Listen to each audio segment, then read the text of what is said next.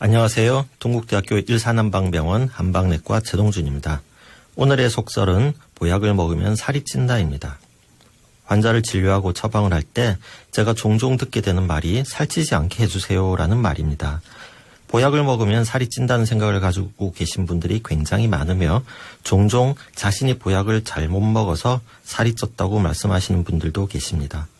물론 어느 정도 연관성이 있기도 하지만 꼭 보약과 체중 증가가 직접 연관이 되는 건 아닙니다.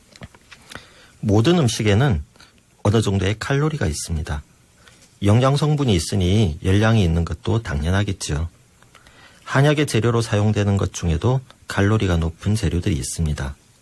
꿀이나 조청, 곡물, 동물성 단백질 등은 각 다른 재료들에 비해서 칼로리가 높게 나옵니다.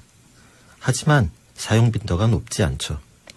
특히 당분이 많은 꿀이나 조청을 달여서 쓰는 한약에 많이 사용하는 경우는 매우 드뭅니다. 보약을 두 가지로 분류한다면 기를 보하는 약과 혈을 보하는 약으로 구분할 수 있습니다.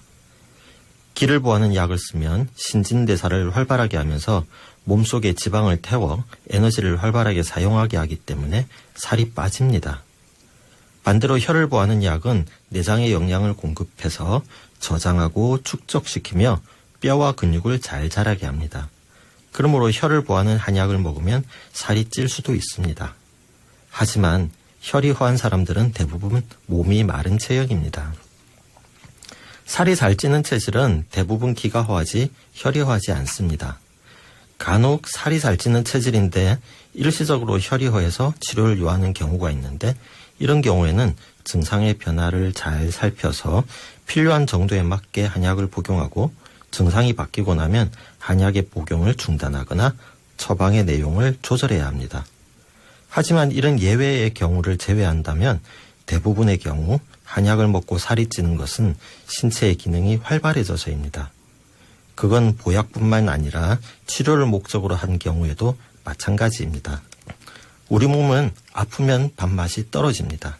잘 못 먹게 되고요. 먹더라도 신체의 대사 기능이 떨어져서 영양분의 흡수가 잘 안 됩니다. 그래서 아프면 살이 빠지게 됩니다. 얼굴만 여이는 게 아니라 실제로 체중도 감소하게 되는 거죠.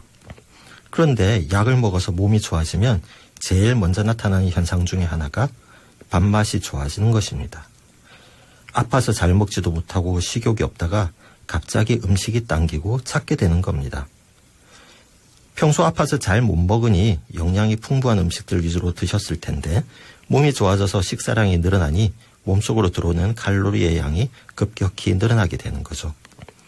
또한 소화기관의 기능이 활발해져서 같은 양의 식사를 하더라도 흡수되는 성분이 많아져서 살이 잘 찌게 됩니다. 결론은 한약에 들어있는 칼로리는 그리 높지 않습니다. 하지만 한약을 먹으면 신체 기능이 활발해지면서 살이 찔 수 있는데 이런 환자분들은 대부분 마른 체형입니다. 간혹 특별한 상황이 있을 수 있는데 이건 처방하는 한의사 선생님과 상의를 하시는 것이 좋습니다.